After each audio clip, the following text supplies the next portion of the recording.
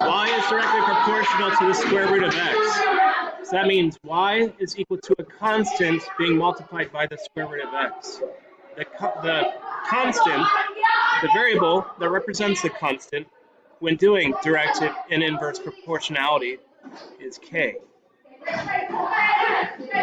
I set up the equation, so I want to find out what k is when x is 49 and y is 4. In this equation, we found out that k is 4/7 and y is equal to 4/7 of x. Let's look at part B. Calculate the value of x when y is 12. All right, y is equal to 4/7 the square root of x. The square root of x is equal to 7/4 of y. That means x is equal to 49 over 16 times y squared. The solution should be 441. I'm actually going to check it to make sure that I did it correctly.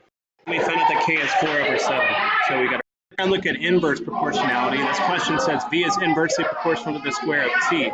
So let's look at how we set that up. Actually, I'm just going to tell you and then write it down.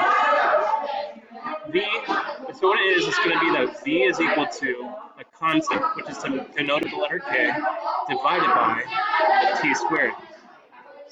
Now that we've written out our equation, we can easily find what k is. Our value for k to figure out part B. K is equal to 175, so now we're going to use that to solve the second part. Solution.